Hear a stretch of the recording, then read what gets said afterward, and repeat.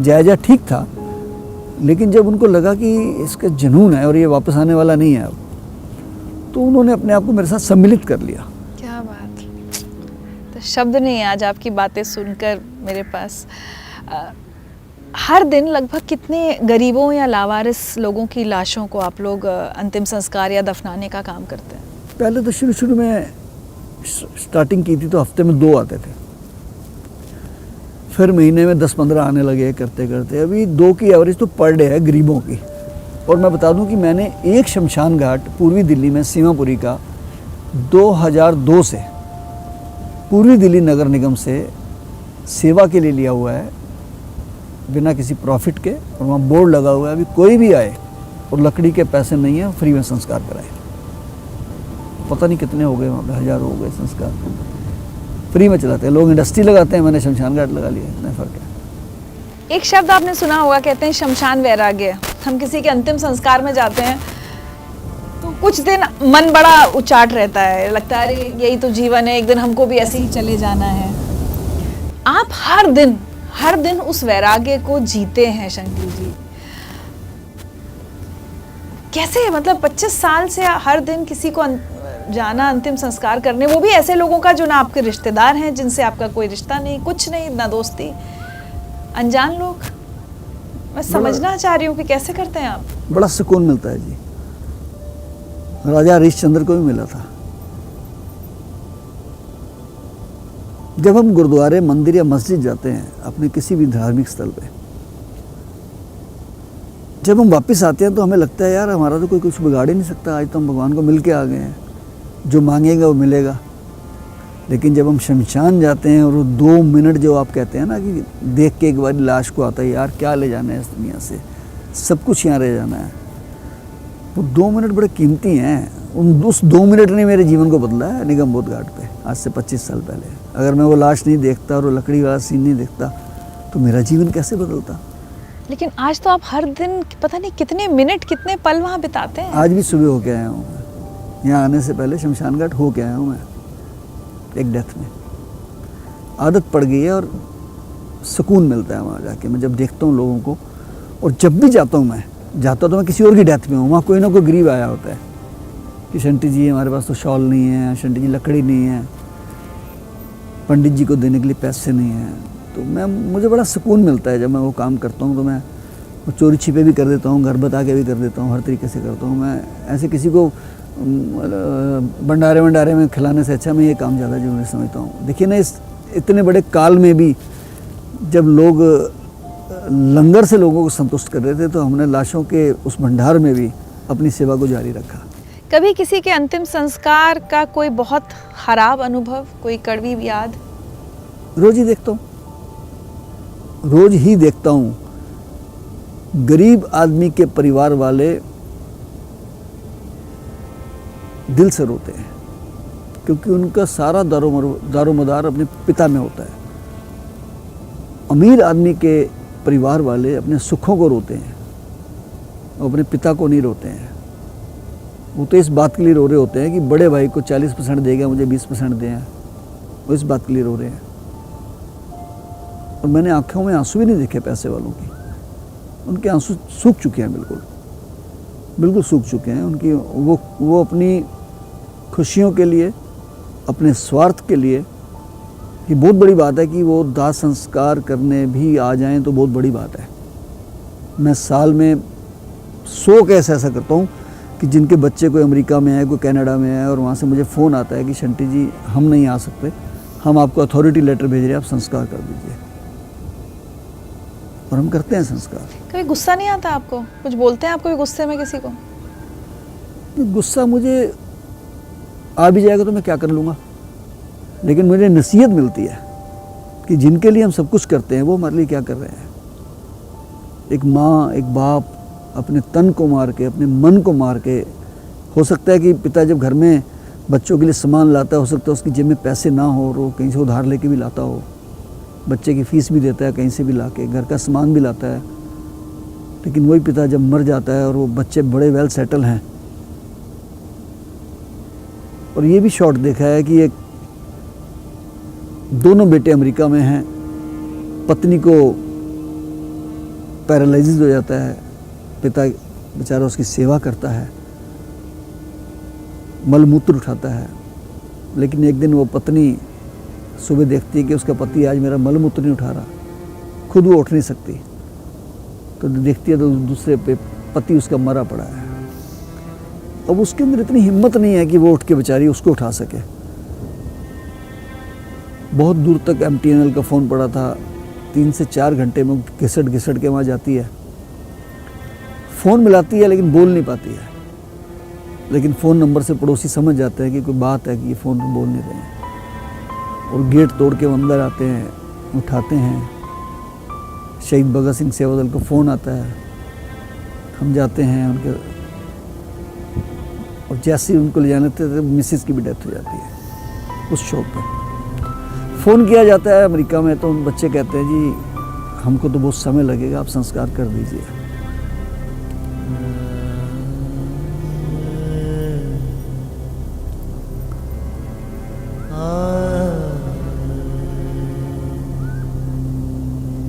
मतलब पूरे शहर के कंधे थे उनके पास, जिनको पैदा किया था वो कंधे नहीं थे। तभी लिखा ना गुरबानी में, जगत में झूठी देखी प्रीत, इसलिए ये बहुत कुछ देखा है जी मुझे, आंखों से देखा है, भूल नहीं पाता हूँ।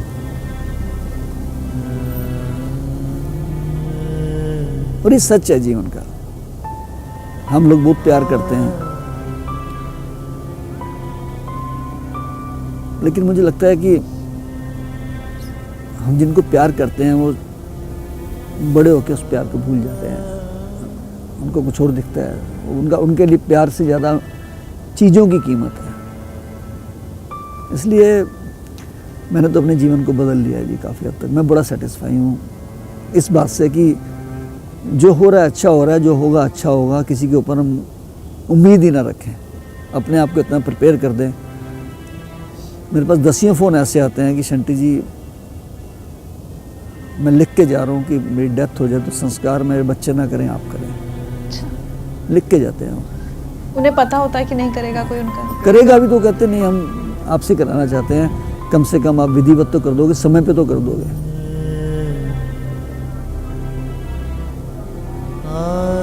ये मैं रोज देखता हूँ।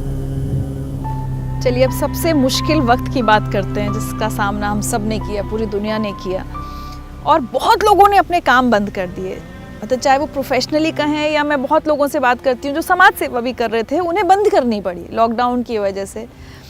और उस बीच मुझे पता चला कि शंटी जी ने काम बंद नहीं किया, क्योंकि मौतें बढ़ रही थीं और लोगों के अंतिम संस्कार भी बढ़ रहे थे। ऐसे में आपके पास भी तो एक वजह थी कि आप घर बैठ जाते, काम बंद कर देते, और कोरोना फैल रहा था, आप अपनी जान हथेली पे रख के काम कर रहे थे, ऐसा क्यों? शुरुआत में तो हमने खाने पीने से काम शुरू किया, क्योंकि लॉकडाउन से पहले एक ऐसा माहौल बन गया था कि बाज़ार बंद हो रहे हैं, ये हुआ है। तो हमने जहाँ पे आइसोलेशन सेंटर बना था मंडोली जेल में, तो मैंने वहाँ सेवा शुरू की खाने पीने की, लंगर की।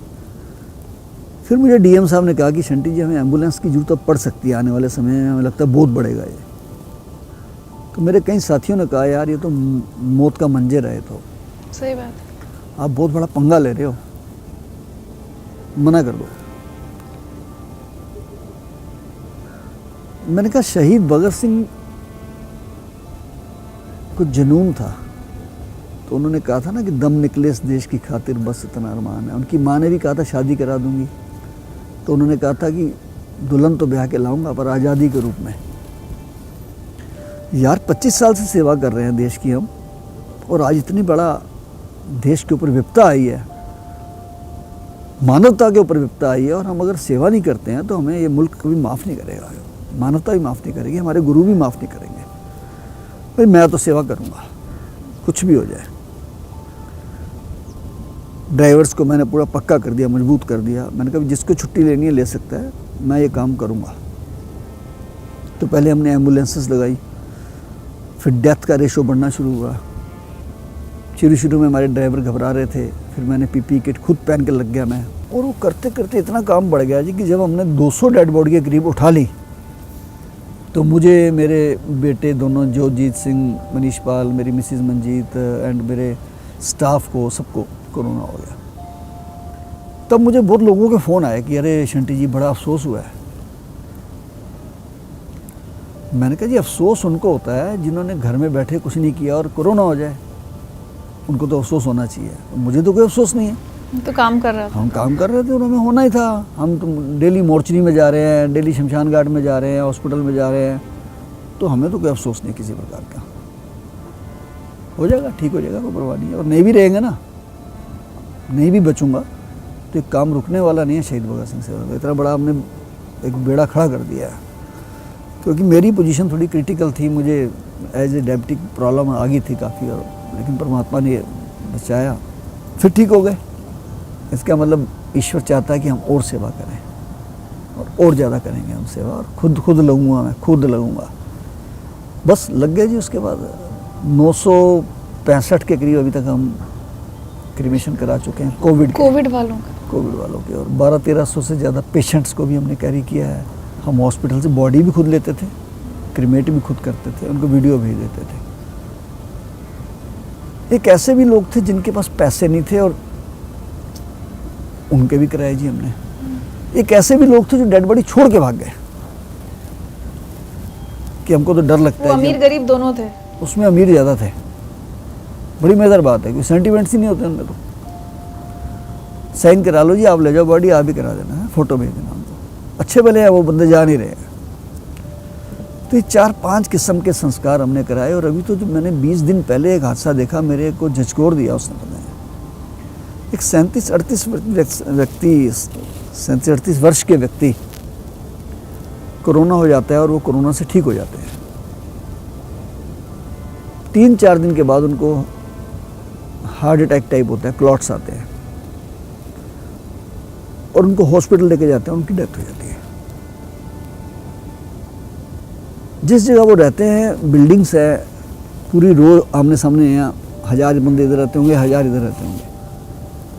मुझे किसी का फ़ोन आया जी ऐसे ऐसे उनकी डेथ होगी और लाश घर पे आ गई है, उनका संस्कार कराने वाला कोई नहीं है।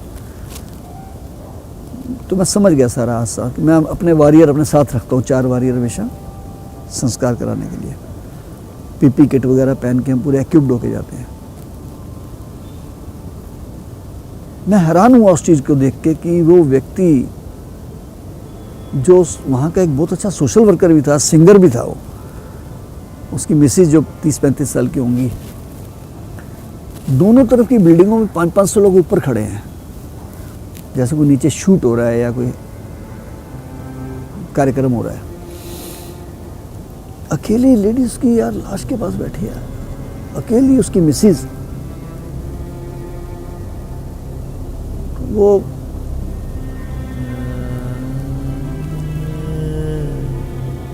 अजीब बात है, सब छोड़। लेकिन उस बच्ची की हिम्मत देखो, उसने संस्कार खुद कराया। कहती मैंने कहा जी मैं करूँगा। कहती नहीं भैया, रिचुअल्स तो मैं ही करूँगी, आप मुझे बताते रहना बस। तो ये राष्ट्रीय राजधानी दिल्ली में ही हाल हुआ है, तो बाकी जगह क्या हाल होगा, आप सोचिए इस बात को। इसने बहुत कुछ सिखाया हमें, इस कोरोना काल ने बहुत कुछ सिखाया। अच्छा एक बात बताइए, जब इस तरह का काम करते हैं जिसमें हर दिन इतनी मुश्किलें भी हैं, सब कुछ है, ठीक है, सुकून मिलता है, लेकिन तकलीफ़ें भी बहुत आती हैं। कई बार लगता है कि अरे क्यों कर रहे हैं, मतलब किसके लिए करना है। और ख़ासकर जब आपको इस काम की वजह से खुद को कोरोना हो गया, तब भी क्या एक बार भी ख्याल नहीं आया कि अरे शंटी क्या कर रहे हो तुम? देखिए हम लोग ना जिस कम्युनिटी से हैं, हमारी कम्युनिटी बड़ी सेंटिमेंटल है, तो मेरा भी जज्बा कुछ ऐसा कहता है कि कुछ तो यार ऐसा करके जाएं। और एक ही दिल के अंदर मिशन रहता है कि अपने लिए जिए तो क्या जिए, तू जिए दिल ज़माने के लिए। बड़ा मज़ा आता है जी, अपने लिए तो पंछी भी करता है, पशु भी करता है, अपना काम सब कर लेते हैं, लेकिन जब किसी के लिए कुछ करते हैं ना, और वो जो 1 मिनट की शांति है ना, बड़ी ज़बरदस्त शांति है, ये सुकून बड़ा ज़बरदस्त है जी। उसका मुकाबला आप नहीं कर सकते, किसी दुनिया की किसी चीज़ से नहीं कर सकते। आपने अपने एक साथी को खोया, आपके परिवार को तो सबको कोरोना हुआ, लेकिन इस कोरोना ने आपके भी एक साथी की जान ली। उसके बाद क्या सेवा दल के लोग डरे कि क्यों कर रहे हैं, हम इसको बंद कर देते हैं? आपको कुछ लोगों ने समझाया तो होगा ही? नहीं, मेरे देखिए फ़र्क तो पड़ता है। मेरी एक सिस्टर इन लॉ, एक ब्रदर इन लॉ, वो भी कोविड में गए, मेरा ये एक ड्राइवर गया है इसमें। तो मुझे ड्राइवर्स को ये समझाना पड़ा, बाकी ड्राइवर्स को, कि देखिए वैसे चले जाओगे तो कोई नहीं पूछेगा, सेवा करते हुए जाओगे तो दुनिया याद रखेगी, देश याद रखेगा। कोरोना काल में शंटी जी ने सबसे पहले डेड बॉडी को सबसे पहले उन्होंने अपने हाथों से उठाया। उसके बाद हम सारा स्टाफ जो यहाँ 8-10 आदमी का स्टाफ है, ड्राइवर और वो काम करते हैं, सब डर गए और सब मतलब कि अपने अपने घर जाने के लिए कहने लगे, छुट्टी की कहने लगे, काम छोड़ने की कहने लगे। उसी कोरोना काल में हमारा एक ड्राइवर, हमारा एक मेंबर, हमारा एक सदस्य, हमारा एक भाई हमारे बीच से चला गया, कोरोना की भेंट चढ़ गया। हमसे लोग दूर जाने लगे, हम किट पहन के जा रहे हैं तो हमें कोई मतलब कि ऐसा कर रहे कि जो अछूत हो या कोई गलत काम करके आया हो। जब कोरोना काल एकदम आया, एकदम हम उनसे तो हम डरे ही नहीं पहले जो कर रहे थे काम, अब एकदम छोड़ के हम घबरा गए बहुत ज़्यादा कि ये तो जान ही ले लेगा, क्योंकि लोगों ने जिसने भी सबने डराना सोचा। संटी हम तो भाग चले गए थे छोड़ के, तो संटी जी ने कहा बेटा कोई अभी इतने साल से जब मेहनत कर रहे हैं तो अब एक देश के ऊपर इतना बड़ा काल आया है, अगर आप सेवा कर रहे हैं तो आप पीछे क्यों हट रहे हैं, मैं हूँ ना आपके साथ। कब तक कर पाएंगे सारा काम, क्योंकि सब में फिजिकल मेहनत भी बहुत है, मेंटल, हर तरह से आप पूरा एग्जॉस्ट हो जाते होंगे, कब तक कर पाएंगे? भाई इससे ज़्यादा मेहनत तो हो नहीं सकती जो कोविड में हुई है। ये दौर परमात्मा करे आए भी ना कभी। और एक बात बता दूं मैं आपको, खाली बैठे हुए इंसान जल्दी मर जाते हैं। आप सेवा करते रहिए, अपने आप को आप जवान ही समझेंगे, रहती जवान है, और काम करने की शक्ति बढ़ती रहती है, कभी कम नहीं होती है। स्पिरिट, ताकत दिल से होती है। मैंने कहा ना, पंखों से उड़ान नहीं होती, हौसलों से होती है, और हौसले हैं हमारे पास। और हम जब भी निकलते हैं सुबह यही प्रार्थना करते हैं कि देश शिवा बरमोए है शुभ कर्मन ते कबहो न टरो और सो जब जाए लरो, निश्चय कर अपनी जीत करो। शाम को वापस आए तो कुछ करके आए हम आज। वो कहते हैं ना कि किसी की मुस्कुराहटों पे हो निसार, किसी का दर्द मिल सके तो ले उधार, किसी के वास्ते हो तेरे दिल में प्यार, जीना इसी का नाम है। बड़ा मजा आता है जी। तो जीवन की आखिरी सांस तक ये सेवा करते रहेंगे शंटी जी? देखिए, जीवन तो ऊपर वाले के हाथ में है, पता नहीं न जाने किस घड़ी में ज़िंदगी की शाम हो जाए। और इस कोरोना काल में तो मुझे वो एक वक्त फिल्म आई थी, उसका गीत जो था, वक्त की हर शय गुलाम, उसका एक अंतरा बड़ा अच्छा है कि आदमी को चाहिए वक्त से डर के रहे, कौन जाने किस घड़ी वक्त का बदले मिजाज। मिजाज ही तो बदला है वक्त का। बड़े से बड़ा और छोटे से छोटा व्यक्ति घर में बैठा हुआ है, और कोरोना ने किसी को बख्शा नहीं है। तो बजाय इसके कि किसी हादसे में हम चले जाएं, तो सेवा करते करते क्यों ना जाएं। अपने याद रखें ना रखें, दुनिया तो याद रखे, किसी कहीं तो कभी तो किसी निशान को लोग याद रखेंगे। नहीं, मुझे ये तो यकीन है कि आपको अपने भी और दुनिया भी हर कोई याद रखेगा, और खासकर वो लोग जिनकी आपने जान बचाई है या जिनके किसी अपने का आपने संस्कार किया। और ये संख्या इतनी बड़ी है, बहुत बड़ी है, कि आप तो मुझे लगता है अब अपनों के नहीं, आप तो दुनिया के हो चुके हैं अब तक। बहुत अच्छा लगा आपसे मिलके शंटी जी, और कुछ तोहफे हैं हमारी तरफ से आपके लिए as a token of appreciation. इतना बड़ा तोहफा दे दिया आपने।